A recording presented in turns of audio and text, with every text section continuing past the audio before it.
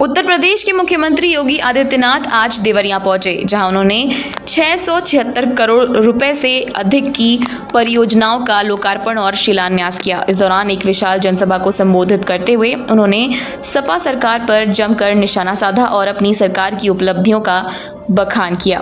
देवरिया में आज मुख्यमंत्री योगी आदित्यनाथ का जोरदार स्वागत हुआ।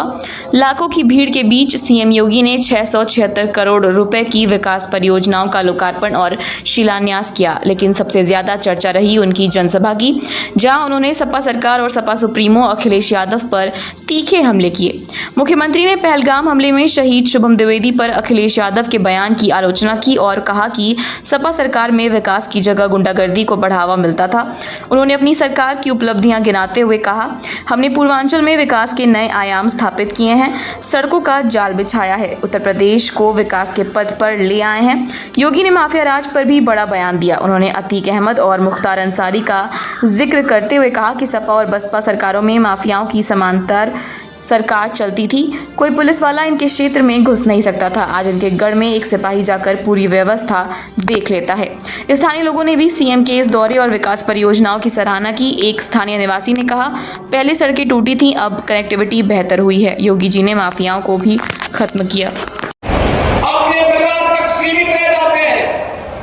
आपने देखा होगा जब 22 अप्रैल को पहलगाम में पर्यटकों पर हमला हुआ था, आतंकी हमला हुआ था, समाजवादी पार्टी के नेताओं के बयान किस किस प्रकार के बयान आते हैं, ये पता लगाने में ही कठिनाई होती है कभी कभी कि समाजवादी पार्टी के नेता बयान दे रहे हैं या कोई पाकिस्तान का प्रवक्ता बयान दे रहा है। ये पता लगाने में ही कठिनाई हो जा रही है। आपने कल समाजवादी पार्टी के एक पदाधिकारी का मुंबई में दिया गया बयान देखा होगा। इससे पहले कानपुर का एक नौजवान अपने परिवार के साथ गया था पहलगाम, स्वर्गीय शुभम द्विवेदी की निर्मम हत्या कर दी गई।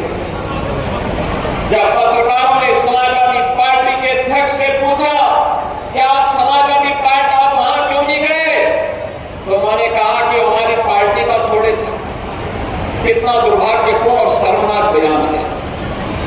बहनों और भाइयों, देश की संवेदना होनी चाहिए अपने नागरिकों का।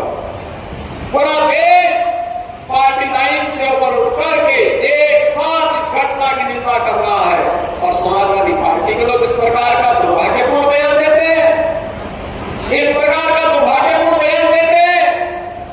पहलगाम की घटना में उनका एक राष्ट्रीय महासचिव बयान देता है, कहता हिंदू ने ही हिंदू को मारा है, यानी पाकिस्तान को क्लीन चिट देने की कुछ चेष्टा। उनका एक सांसद उससे भी घटिया स्तर का बयान देता है। बहनों और भाइयों, जब भी जातिवाद की राजनीति होगी, जब भी विभाजनकारी राजनीति होगी, तो तुष्टीकरण की पराकाष्ठा को पार करते हुए आपकी सुरक्षा के साथ ऐसे ही खिलवाड़ करने का कुछ प्रयास करेंगे जैसे वर्तमान में कुछ कांग्रेस के नेता और समाजवादी पार्टी के नेता कर रहे हैं। हमें एक स्वर से निंदा करनी चाहिए। आज